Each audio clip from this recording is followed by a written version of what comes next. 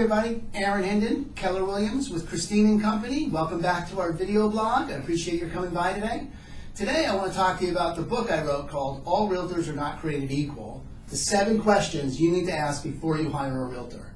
But before we get into that, I'd like you to notice that there's 2 ways to get in touch with us. One is if you're selling your house or thinking about selling your house and you want to find out how much it's worth, push the button called Comparative Market Analysis and we will send you a home valuation. Or if you're a buyer and you're looking to shop in a particular area, order a market snapshot for that area. So I wrote this book, All Realtors Are Not Created Equal, because I noticed something very early on in my career, and that is this. Do you know that the person that cuts your hair likely spent 3 times longer studying to get their license than your real estate agents did studying to get theirs? Generally, to cut hair, it's somewhere between 200 and 300 hours of studying that someone needs to do to get a license to cut hair. Real estate, 90 hours. The bar is super low in real estate. It takes nothing to become a real estate agent. It just doesn't. It's not something I'm particularly proud of, but it is something for you to be aware of as you're shopping for someone to help you make the largest transaction you are ever going to make. You're never going to spend more money.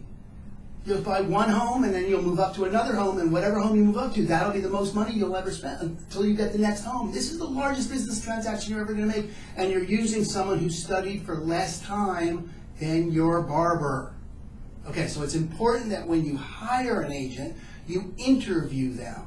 And no one knows what to ask. In my experience, people don't actually know what to ask, so they, rather than make something up and risk looking stupid, they just don't ask anything, and they hire their best friend's brother-in-law, or they hire the nice lady they met at the school auction, or worse, they just hire someone from some online site. Okay, those are insane ways to do business.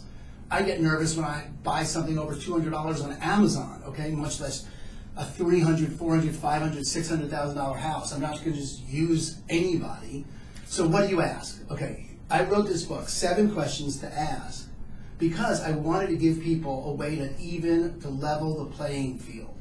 So if you want to know what you need to ask people so that you are confident that you're hiring the right person, then just email me and I will send you a copy of this book. It's actually a book. It's actually something I can send you. So I'll need your address and I will send you a hard copy of this book. That'll give you the questions that you need to ask. Okay, just as an example of one of the questions is, how many homes have you sold this year? How many homes did you sell last year? The average agent sells 3 homes a year. 3 homes a year. That's not a job, that's a hobby. You want someone who's doing a deal a month, 2 deals a month, something like that. Someone who actually does it for their job. Okay, so make sure you're asking the right questions. Just hit me up, I'll get you a copy of the book, and I promise you'll be empowered to level the playing field and pick the right person to buy or sell your next home. Thanks very much. Look forward to talking to you. Bye.